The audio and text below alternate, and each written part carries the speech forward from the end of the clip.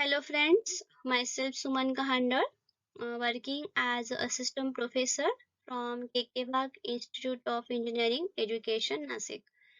Welcome you in Engineering Chemistry course, unit number 5, Spectroscopic Techniques, and our today's topic is IR spectroscopy. So what is meant by spectroscopy? It is a branch of science where it deals with the study of interaction of electromagnetic radiation with the material.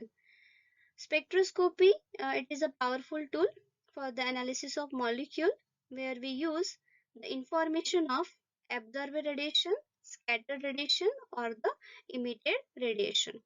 And this spectroscopy, it can be useful in quantitative analysis as well as for the qualitative analysis.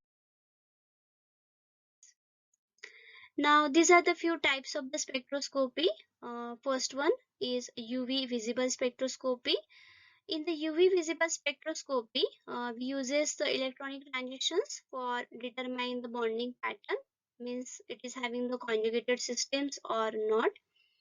A second type of spectroscopy is infrared spectroscopy, where it measuring the bond vibration frequencies in the molecule, and it is useful to determine the functional group.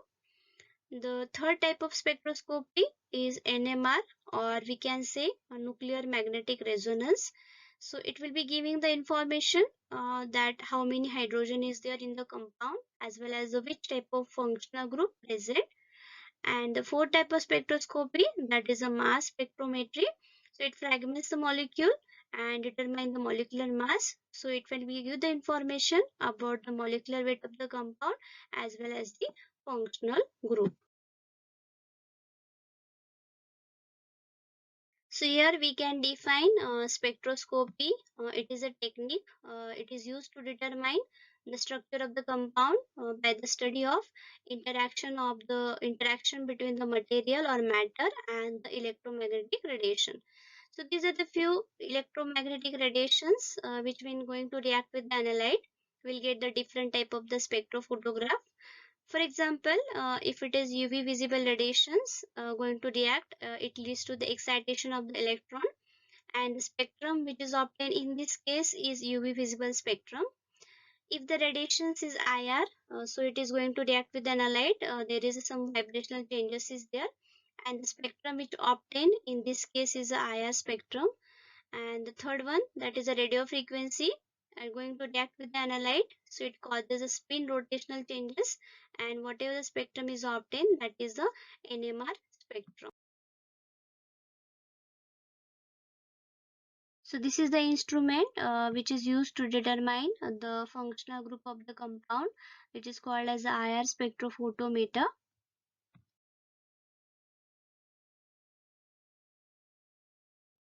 So here different type of electromagnetic spectrum is given, different region, different rays are given along with the wavelengths and the energy. And if you talk about the infrared radiations or infrared region, again we have three subregions. The first one, that is near IR region or near infrared region, which is having the range is zero point 0.8 to 2.5 micron. Second region is a mid infrared region, which is having the range is 2.5 to 15 micron. And the third, that is far infrared region, which is having the range is 15 to 200 micron. Now, what are the conditions for IR radiations absorbance or conditions of absorption of the IR radiation? First condition is having the current frequency of radiation. So each molecule is having its own natural frequency. A molecule can absorb the radiation only when natural frequency of vibration is exactly same as the frequency of the incident radiation. So this is the first condition to absorb the IR radiation by the molecule. And the second condition is a dipole moment. So here, to absorb the IR radiation by molecule, it is possible only when it causes the change in the dipole moment. So only those vibration which results change in the dipole moment is said to be the IR active vibrations.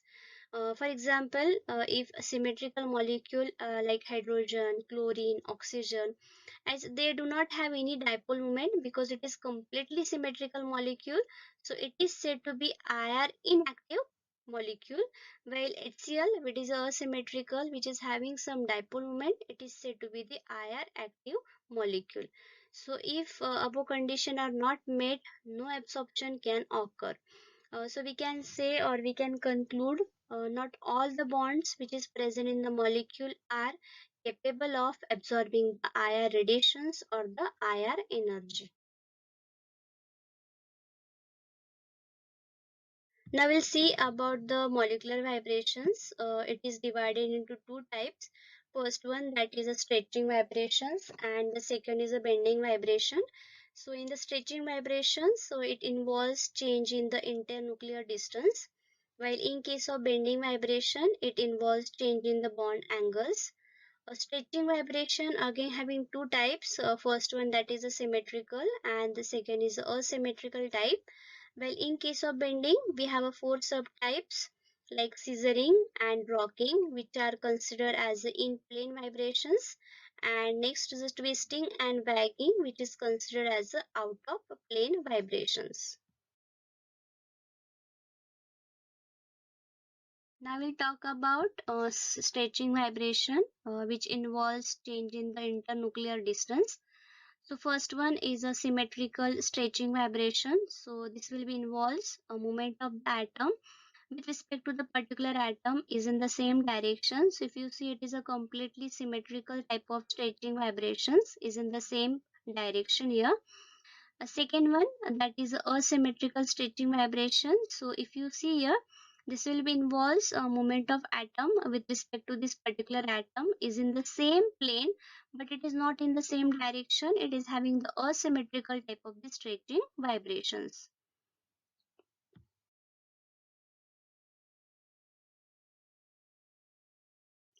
A second type of vibration, that is a bending vibration, which involves change in the bond angles. If you consider the first one, that is a scissoring type, which is in the in plane scissoring type of the vibration. So if you see here, movement of these two atoms, it is in the opposite direction, but it is involved in the same plane. So if you see, movement of these two atoms either away from each other or either towards each other. So its mechanism is similar to scissor, and that's why this type of vibration is called as a scissoring type of the vibrations. Our second vibration, that is a rocking vibration. So again, it is in plane vibration. Movement of the atom is in the same plane, but it is in the same direction. So if you see, it is in the same direction, but it is in the same plane also. So this is a rocking type of the vibration. This involves change in the bond angle.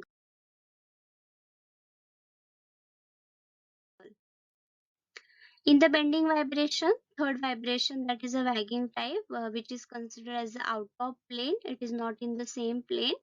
So if you see here, movement of all the atoms either up the plane, if you consider this is a plane, it is either up the plane or below the plane. But your movement of atom, it is out of the plane. It is not in the same plane.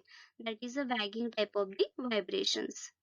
And the last one, that is a twisting type of vibration. So here, movement of one atom is up while one atom is down. So if you see, this one atom is in the down position and other atom is the up position, but movement of atom, it is in the out of the plane vibration. So this wagging and twisting, it involves in the bending vibration, involves in the change in the bond angle. Now these are the few values of bond energy and stretching frequencies are given. So here conjugation, if you see isolated carbon-carbon double bond, this is the value for frequency. Conjugated carbon-carbon, aromatic carbon double bond carbons, approximately these values are given. So if you consider this value, conjugation lowers the frequency. Second point is frequency, if you see, decreases with increasing the atomic weight. And the third point is frequency increases here with increasing the bond energy.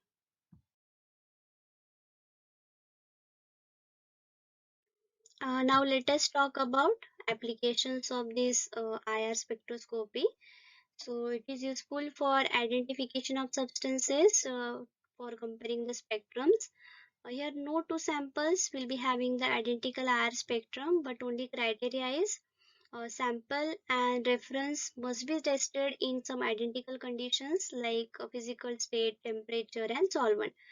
In this case, fingerprint region is very important because whatever the small differences in the structure and constitution of the molecule, that will be identified in this region only. So this is a very helpful region to identify the unknown compound.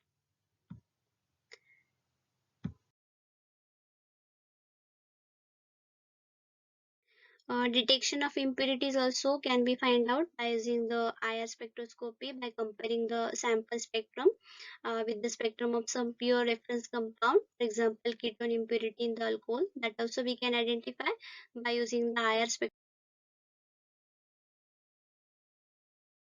Now these are the few other application of infrared spectroscopy, like determination of the unknown compound in the industries using the FTIR, or determination of the cell walls of the mutant and wild type plant varieties by using the FTIR instrument, or in biomedical studies of the human hair to identify the disease states, or to identify the order and test components of the food material, to determine atmospheric pollutant from the atmosphere, and in examination of the old paintings.